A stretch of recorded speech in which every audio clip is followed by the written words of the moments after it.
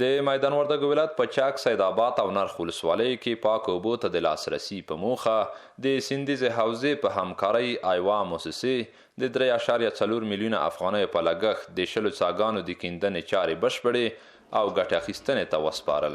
موړې پروژې 10 څاګانې دي، دا د 3.4 میلیونه افغانیو په ارزښت باندې د خلکو ته مطلب کار اخیستل ته وسپارل شو.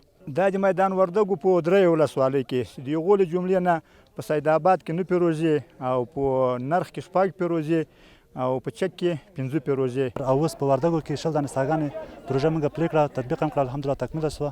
نن یې افتتاح وه د دې پروژې. په راتلونکو برنامو کې هم موږ انشاءالله پلان لرو چې په مختلفو بخشو کې البته په شبکو کې هم چکډمو کې هم موږ فعالیتونه وکړو. د سیمې اوسیدونکي د دغه پروژو پرانیستې ته زیات خوښ دي او وایي له دې وړاندې د اوبو د نشتون له ستونزې سره مخ وو.